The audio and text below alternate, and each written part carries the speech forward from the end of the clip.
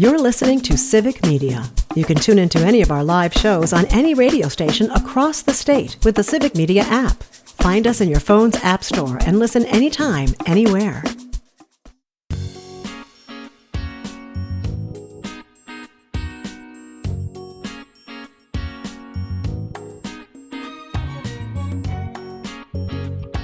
Live across Wisconsin on Civic Media, you're listening to Mornings with Pat Kreitlow, powered by Up North News.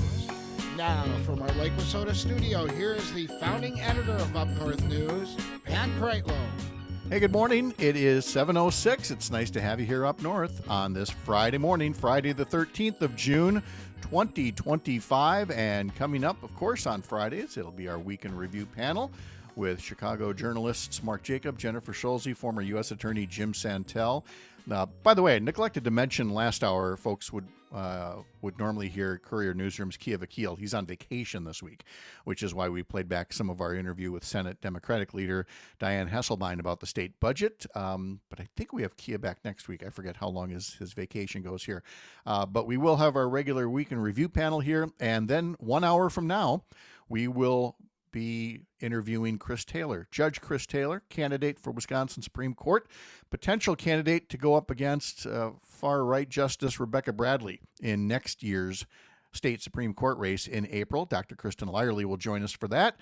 And then just after 8:30, Mike Clemens will be here. A lot of weekend sports to go over, including the big debut last night for a Brewers pitching phenom who was pitching lights out until he rolled his ankle. So we'll have an update on that coming up as well. So much still ahead, including the weekend forecast from meteorologist Brittany Merlot. And as I'm looking at the river of rain on the radar here, Brittany, it stretches from roughly Duluth to La Crosse. It's that wide and stretches way back into the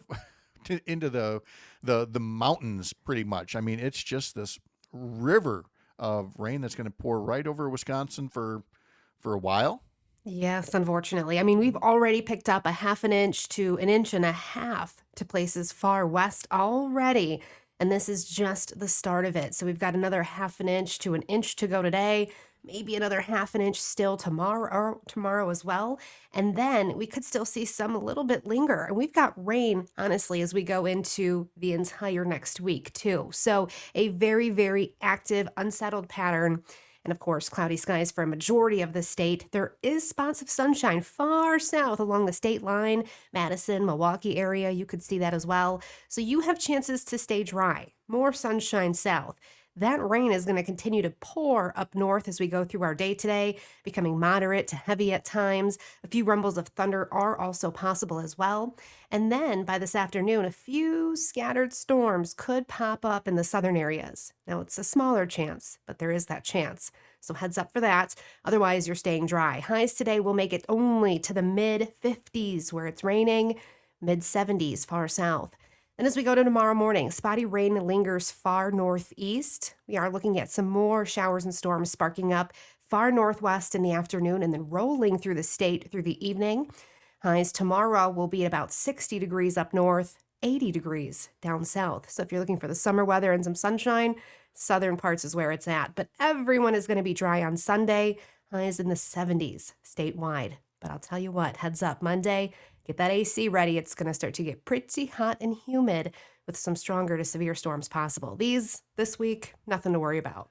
This is more of a nuisance, Yep. and then the hot and humid comes back. But for now, nothing like that rain with a stiff east wind slapping it right in your face there. And that's... Oh, I know. But you know what? That east wind yesterday, I think it cut off a lot of the rainfall for a lot of the state for a while. So it actually helped a little bit. But now, here it is. All right. By the way, your Scotty Summer text to win keyword is coming up in just a moment or two here. First, to pass along on YouTube, Cassandra talking about in our last segment, my husband still sews because his mom taught him. He made an anatomically correct heart for me to take to work. That's very sweet. I would like to know your profession. What's that? I would like to know your profession, Cassandra, because a correct heart. An anatomically correct Yeah. heart. It could be fun, So anyway, yes. men should learn to sew too. Good morning from Tigerton, writes Rob. Light rain, windy, 48 degrees, 4/10 of an inch of rain. Mowed 2 yards in the town of Germania. They were big yards. I had a Big Mac salad at Blazer's Bar and Grill in Split Rock. It was very good. He says, when the Breakfast Club came out in 1984, I was a junior in high school. Remember seeing that movie in Wausau. Definitely jacket type of weather. A northeast wind makes it feel a lot colder. And then concludes by saying, maybe next week you play that Supertramp song, It's Raining Again, for the next week. But Yes, that's perfect, Rob. yes. Oh, and Cassandra is an ICU nurse. She adds. Okay. This So is you an see? acceptable thing, though. Okay. It totally tracks. Yes, exactly. All right, Brittany, thanks. We'll talk to you in the next hour. Sounds good. Let's get that Scotty Summer Text to Win contest all done. Final day of it today. Statewide contest on nearly every Civic Media station, or 4 times a day. You can win $100 cash or a pair of Brewers tickets, club level, great seats. And every entry puts you in the drawing for one of the grand prizes. There's a Wisconsin Dells Baraboo area getaway and one in Door County as well. Some gas money to get you there. Each time throughout the day, including 3 more times after this before the contest ends, different keywords, text them to us through the Civic Media app. Go to the app, go to one of the stations, use the text button, text us this hour's keyword. And this hour's keyword for a pair of Brewers tickets, the keyword is water. Again, water, W-A-T-E-R. Water is the keyword for a pair of Brewers tickets. You have until the end of this hour to text that in, and then you will be eligible for this hour's prize of the Brewers tickets and the grand prize drawings as well. And only 3 more chances to play, 11 a.m., 2 p.m., 4 p.m., different keywords each time. Again, for a pair of Brewers tickets, the keyword to text in is water, W-A-T-E-R. I love that we're giving away the Brewers tickets. These are such good seats, and I'm pretty sure that once the Scotty Summer Text to Win contest is done, we will be going back to where we do some free ticket Fridays for Brewers games. So you'll want to be listening on Fridays throughout the summer here as we try to get you in the seats there at American Family Field. A lot of folks were there last night to see the debut of the Brewers' top pitching prospect, Jacob Misiorowski, 23 years old, making his major league debut last night against the St. Louis Cardinals. And I thought it was pretty cool that he set him down 1-2-3 in the first inning. Second inning, he faced 3 batters, but he needed a double play because he had a walk. And then there were still no hits after 3 innings, no hits after 4 innings. I'm like, this guy's just pitched his first 4 innings of Major League Baseball, no hits. 5 innings, still no hits. At that point, at the place where I'm sitting and kind of looking at the game on my phone, I'm like, guys, this kid has a no-hitter going through 5. Comes out for the 6th inning. I mean, this kid's throwing 100 miles, 101, 102 miles an hour. 102 miles an hour. Comes in, throws a few on the 6th inning, rolls his ankle, says he's feeling cramping in his right leg, and leaves the game with a no-hitter into the 6th inning. Apparently not serious. We will talk to Mike Clemens about that coming up next hour as the Brewers continue their series with the St. Louis Cardinals. Again, the Brewers did win. They brought the bats out. 6-0 was the final. A nice home run by Jackson Churio among the scoring. The series continues against the Cardinals in Milwaukee. Coverage begins at 6:35 on several Civic Media stations, Richland Center, Oshkosh, Racine, Kenosha, Park Falls, Hayward. So again, tune in on the radio. Head over to the Civic Media website to learn more.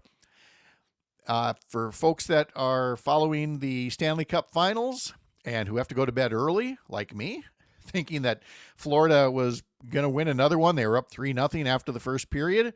Edmonton came all the way back, even took the lead. And then Florida tied it up with 20 seconds left in regulation, so they went to overtime, and Edmonton was your winner, 5-4 in overtime. The Stanley Cup Finals are tied at 2 games apiece. Game 5 is tomorrow in Edmonton. The NBA Finals tip off tonight, Game 4 in Indiana, where Indiana has a 2-1 lead over Oklahoma City. And then we've got the WIAA Girls Softball Championships in play in Madison right now. We've got Packers mini camp to talk about with Mike Clemens as well. Jordan Love getting married, Aaron Rodgers getting married. There's just so much to cover here. Oh, and the Brewers pitcher is demanding a trade as well. So we got a lot to talk about here with Mike when we meet up with him after our interview with Chris Taylor and Dr. Kristen Lyerly joining us as well. If you missed it, also in the last hour, we basically gave you an update on the legislature and trying to craft a state budget. We mentioned at the start of the week that Republicans basically walked away from the negotiating table. Governor Evers was willing to meet them when it came to a tax cut plan. They were not willing to meet him in doing the things a state budget is supposed to do, like support our schools. And so you saw that reflected in what the Joint Finance Committee did yesterday, where they worked on their tax cut plan, and they worked on a special education spending plan that does increase the state's reimbursement for special education to public schools, but not nearly to the level that would be needed to end what is an endless string of school referendums going on around the state. Republicans are looking at the dollar amount and saying, look, we voted to increase special education funding by more than $200 million. Governor Evers was saying, you need to add another $900 million more to make schools whole and to end this endless cycle of referendums. But set aside the dollar amounts for a moment and just look at the reimbursement rate at which, the state will help school districts for that larger price tag that comes with special education.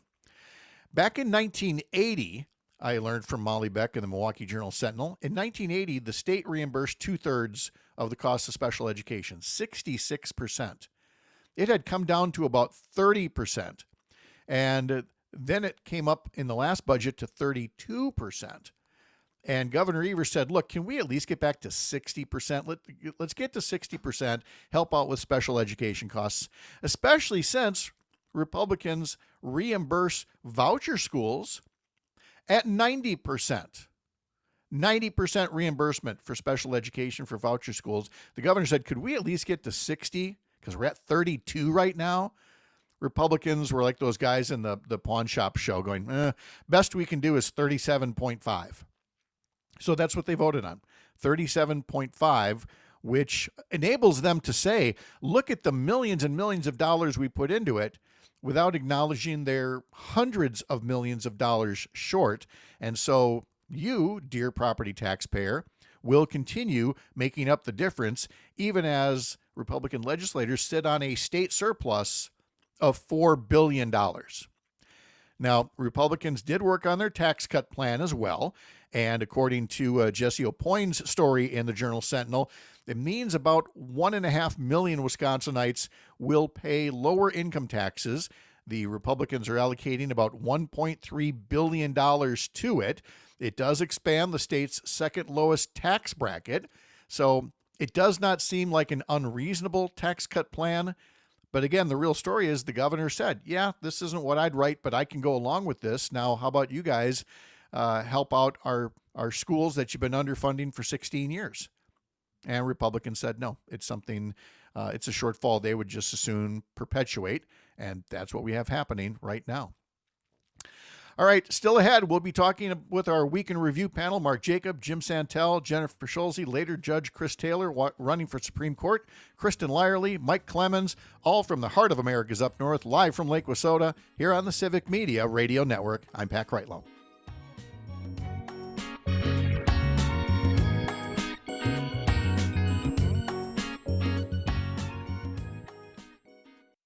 You're listening to Civic Media. Stay up to date on the latest news and information for your local community and Wisconsin by signing up for our free email newsletter. Visit civicmedia.us/email to get started.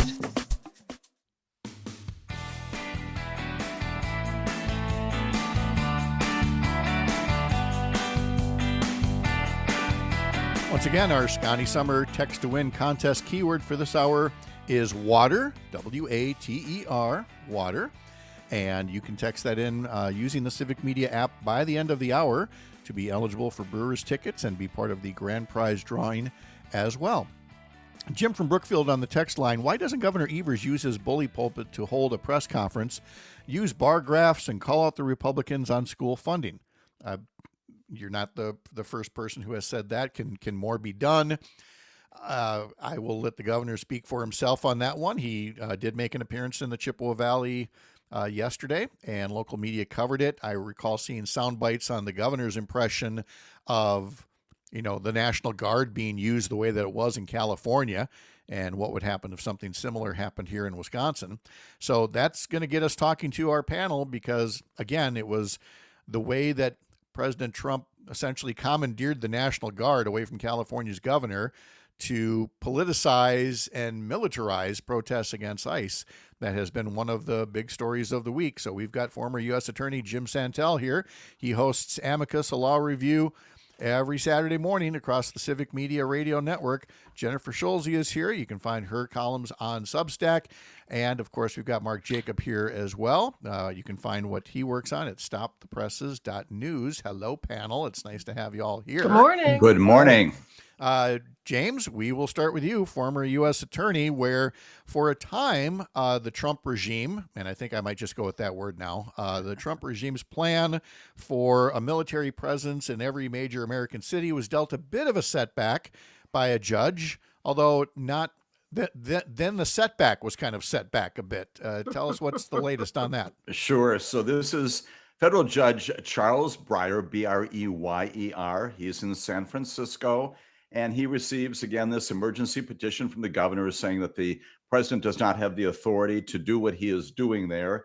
And in a monumental 36-page ruling, it's extraordinary. Again, I always assign reading to all your listeners, right?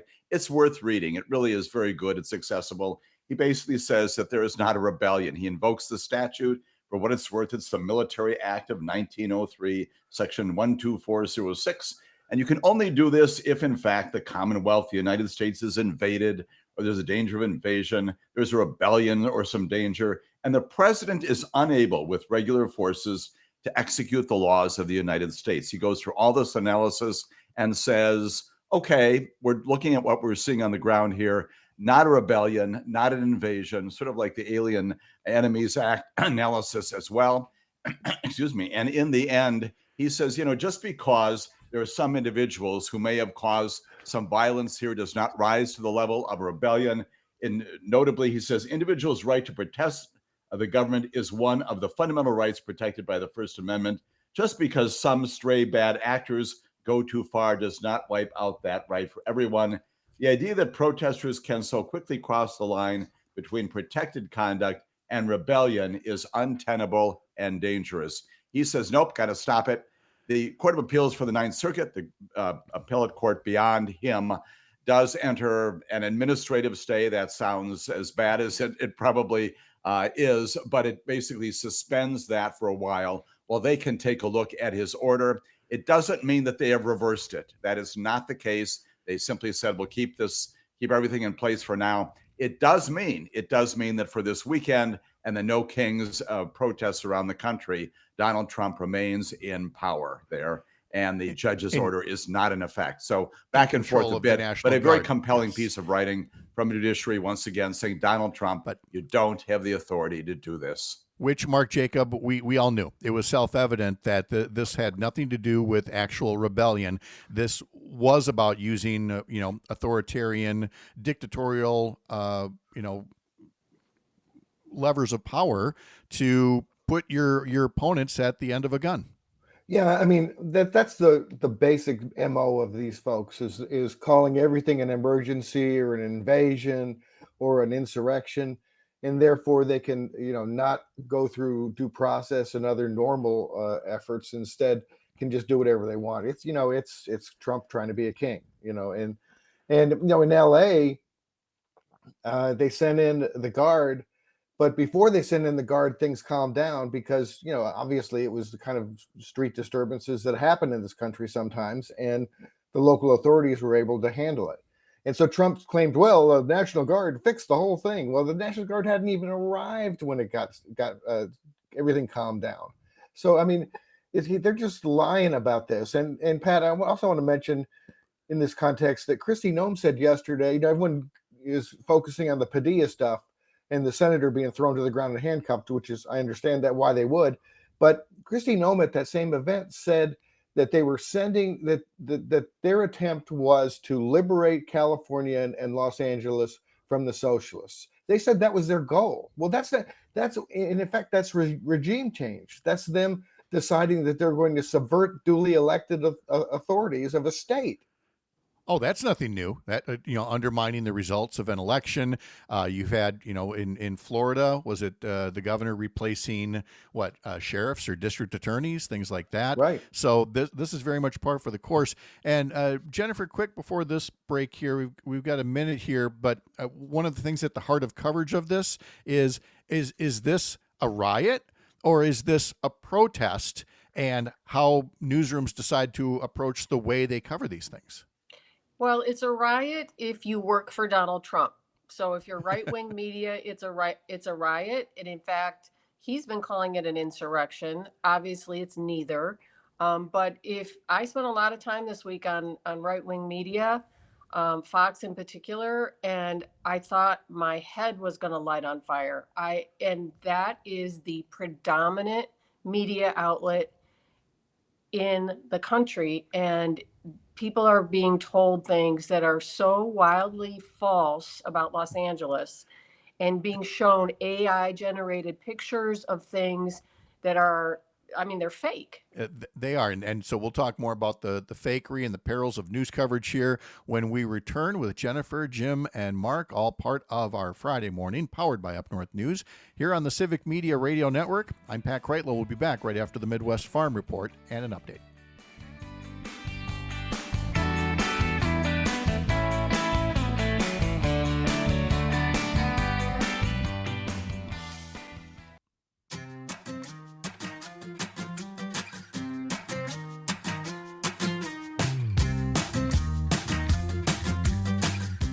Did you know you can pod this program? Absolutely. Head over to Spotify or Apple or wherever you get your podcasts and subscribe. And that way you can listen to us on demand, listen back to previous shows as well. We'd love to have you along as a subscriber. All right, let's bring in that Friday panel. Chicago veteran journalists Jennifer Schulze and Mark Jacob and former U.S. Attorney Jim Santel. Or to be more specific about it, you can get Mark's newsletter at stopthepresses.news. You can also follow him at couriernewsroom.com. Jennifer Schulze's Indistinct Chatter is on Substack. Search for @NewsJennifer. And, of course, Amicus, a law review with Jim Santel, can be heard on Saturday mornings starting at 9 on several Civic Media stations. Head to civicmedia.us to learn more. Needless to say, the big story this week has been Trump politicizing and militarizing protests against his mass deportation, which, again, took a turn that, while some people say it was expected, that you're trolling Home Depot parking lots and things like that. This was also the guy that said, "Well, I just want to go after the bad guys. I want to get after the criminals and the thugs." Clearly, that's not what's been happening here, Mark. And so it was surprising / amusing to see Trump post on his little social media site yesterday that he's aware that this mass deportation thing is starting to hurt farmers, and so he's going to make some changes. Is he? And does he really understand, or was that just a bone to throw out and go, I was never just going to go after the bad guys? Well, I think that that's just a bone to throw out. I think he's just saying that to try to keep his base in his base, because I think that his base is eroding. His poll numbers are bad, and he's making a mess out of everything. And I don't think. Clearly, all these consequences of this immigration enforcement were easily predictable. Come on. If you got a lot of immigrants picking farm products, picking crops, and they go away, you scare the hell out of them and chase them out of the country. Well, what's going to happen? How's that going to affect our dinner table? A lot. And so everyone knows that. And so for him to act like, he just woke up a day or two ago and realized that it's going to affect the farm industry is crazy. I just think that I don't think Trump is a member of government. I don't think he's. I don't. What I'm saying is, I don't think that he's trying to govern. I think he's trying to be political, and I think he's trying to exploit government for his business. But he's not trying to implement policies that help people in any way whatsoever. It's all a matter of him trying to increase his own personal money and power any way he can. Yes, there's a difference between those who want to govern and those who want to rule. Right. And Jennifer, again, it's important to make that distinction that we're having the one discussion about mass deportations and how they're being handled versus the protests against that and how the Trump administration is covering them, and whether media is covering them as a protest or as a riot. It certainly is apparent that the Trump administration still wants to go full steam ahead, to the point where at a news conference for Homeland Secretary Kristi Noem yesterday, a U.S. Senator from California wanted to talk to the secretary and was tackled and handcuffed and dragged away despite identifying himself.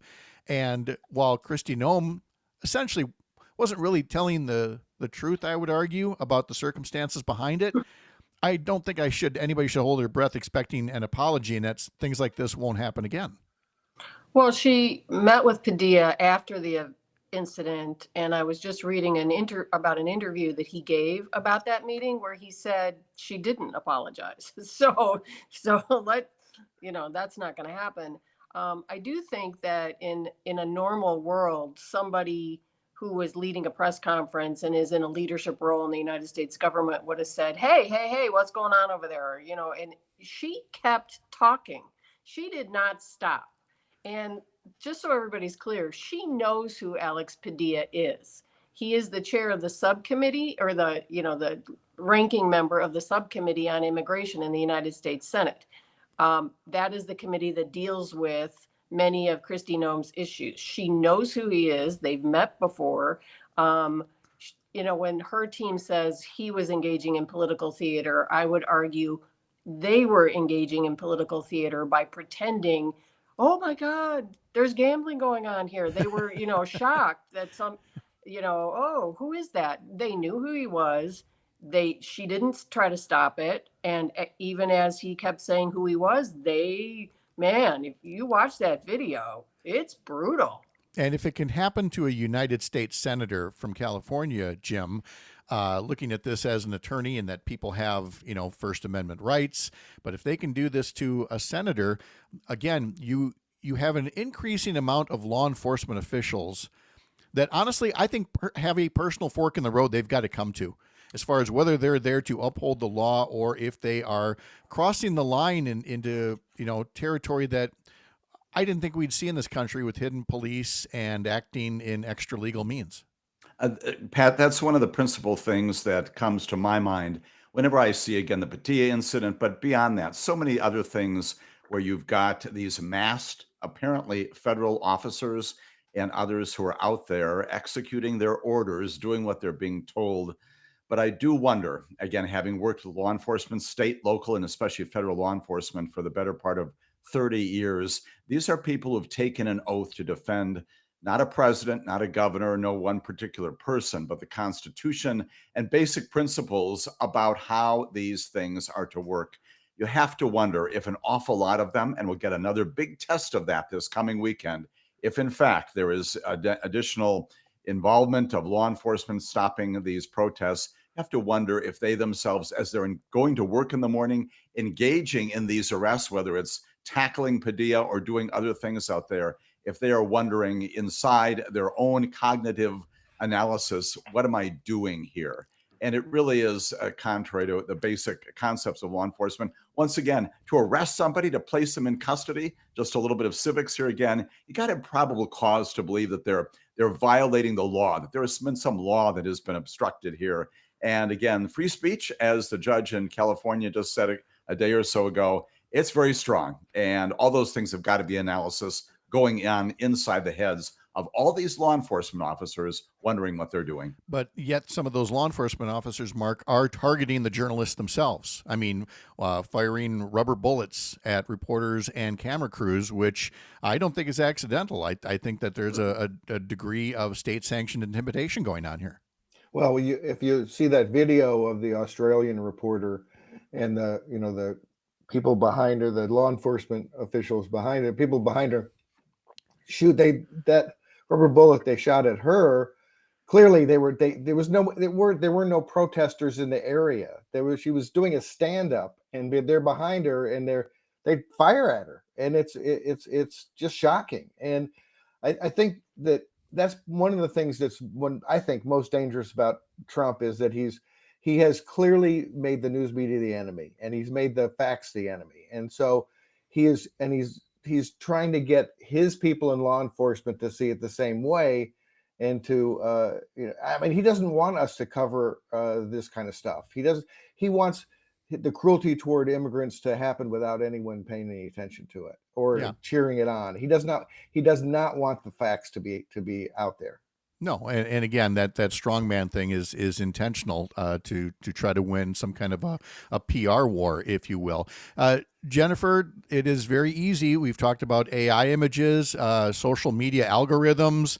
How did one reporter call it? Catnip for right-wing agitators. All the misinformation that's out there. Should we wring our hands about it here, or can we talk about whether there's any way around it? I think one of many things we've learned through the Trump years is that all of us, particularly media, but everybody, need to be really careful about what images we collect and we share. And I would say with news media, again, I watched Fox. It almost killed me. And they're so selective about the pieces of video, images from LA that they take to feed their version of things. So there's a scene, if something's on fire, it doesn't matter if that one little thing is on fire over here and nothing else is happening anywhere near it, which is the case in LA. I've seen the map of where the protests are. It's like a teeny little couple blocks. And LA is huge. LA is not on fire. But Fox takes that one little clip of video of something burning, like the Waymo cars, and gives you the impression, the way they treat it and how frequently they share it, that the whole city's on fire. Media collecting those images, I mean, we can't do anything about Fox. They are state media. But everybody else really needs to kind of take a beat on it. It might look really cool on television to have a little clip of fire, but if you're going to use that, you need to tell people the context and repeat it and repeat it and repeat it. Right. Another headline in Press Watchers says, how many people were arrested is a lousy way to cover protests. That is not the barometer you should be using. And Jennifer, you point to two different headlines. One says, U.S. Marines deployed to Los Angeles to help quell anti-ICE riots, whereas the other headline says, L.A. protests. Trump sends thousands more troops in authoritarian move. Same thing, two different ways of looking at it. Folks reporting on exactly the same story. Right. Yep. From an accountability standpoint, Jim, when we talk about the law enforcement officers, and I don't want to overreact here, but I also don't want to downplay this, that at some point this is all going to pass. To what degree should some of these law enforcement officers understand that there may, I would hope will, be accountability for abuses once this is all over and other people are in charge?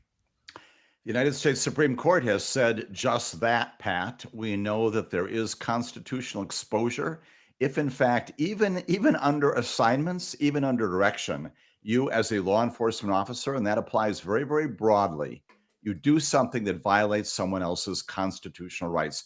You bust down a door without a warrant, without consent.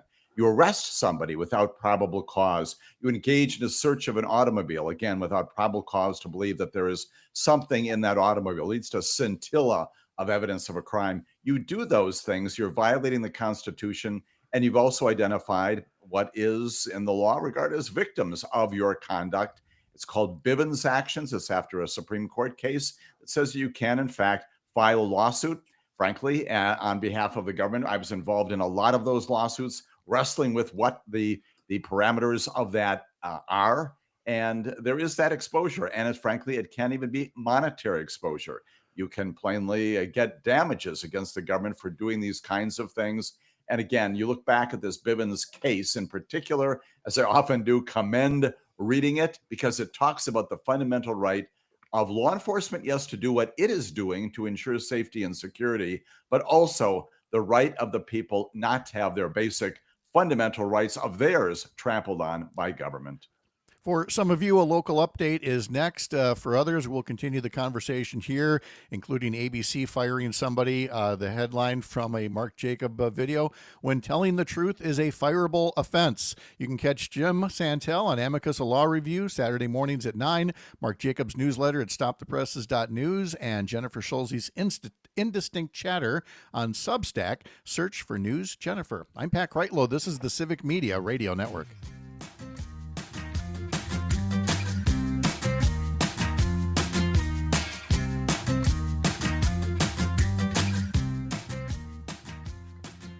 You're listening to Civic Media. Find the latest news, information, and archives of all your favorite shows on the Civic Media website, civicmedia.us.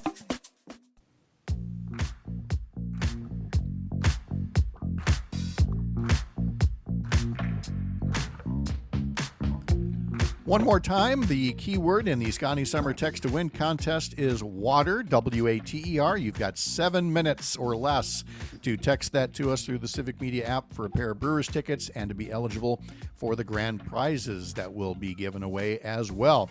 Up North News is now a 7 newsletter a week place for information, Monday through Friday, then a sports newsletter on Saturdays, and my Sunday mornings with Pat Kreitlow politics newsletter on Sunday mornings. Sign up for it at upnorthnews.wi.com. It will no doubt include some of my conversation with Supreme Court candidate Chris Taylor. She is coming up right after the 8 o'clock news, right after we conclude things with our panel here, Mark Jacob, Jennifer Schulze, and Jim Santel. Mark, I was mentioning before the break here that you and Stephen Betchloss have the On Target video series, and the headline here is, "When telling the truth is a fireable offense." Can you give, for folks that didn't follow this, a little bit of background on what Terry Moran of ABC did, wrote, or said that led to him no longer being with the network?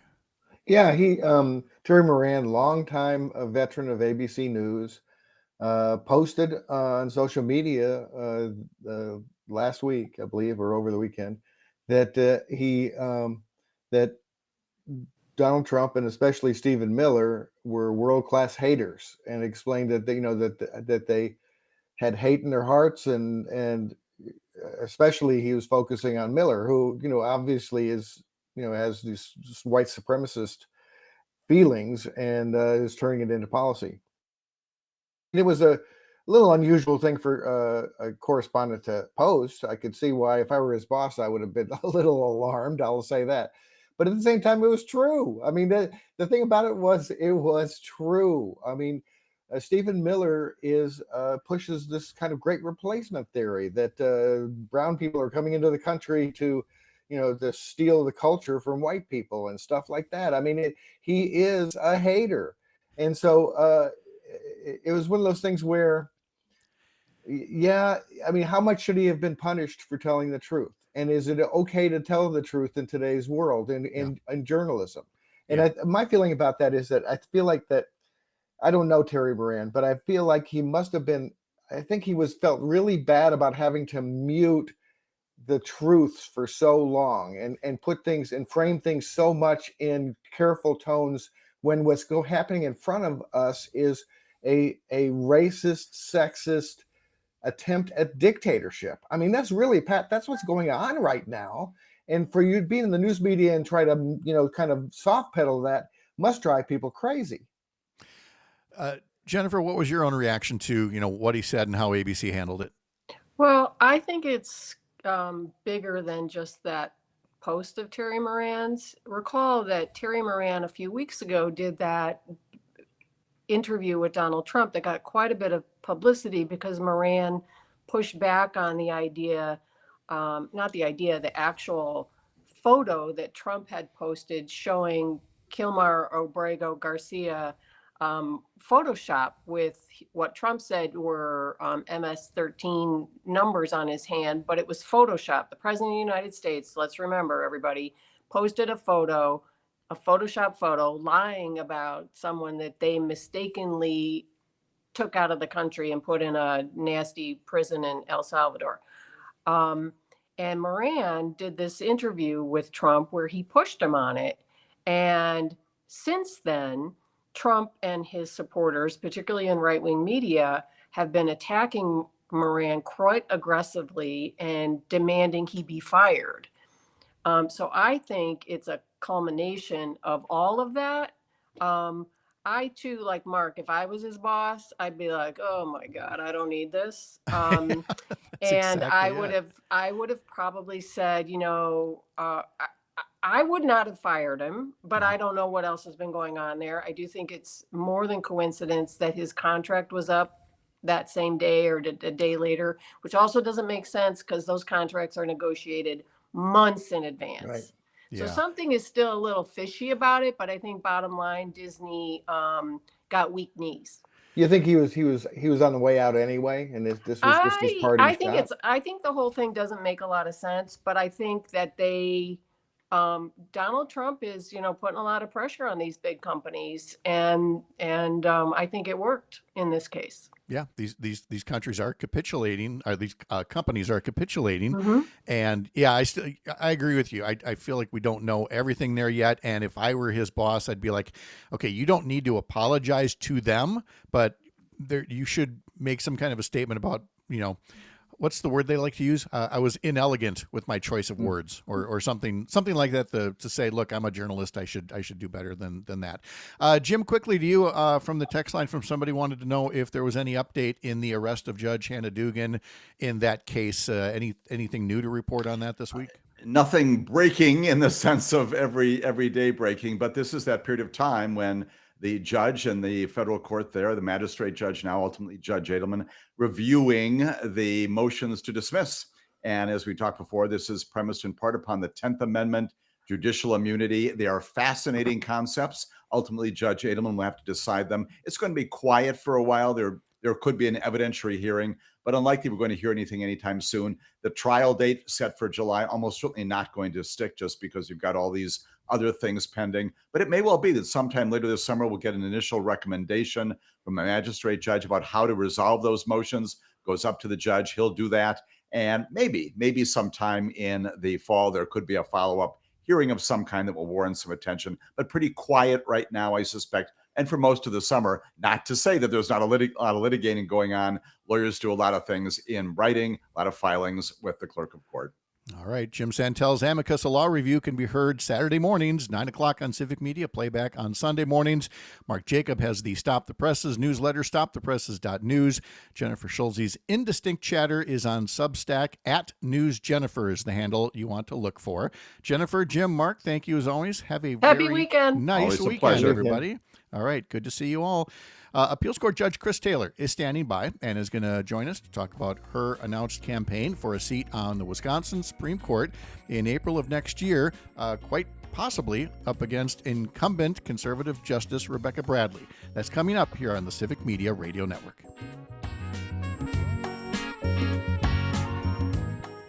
The national news cycle never stops, but it can be hard to find news about your local community. Civic Media is dedicated to providing quality local and state news coverage across Wisconsin. With the Civic Media app, you can get notifications about local stories that matter to you and your community. Find the free Civic Media app in your phone's app store and choose notifications from the menu to tell us what kind of news you want to hear about.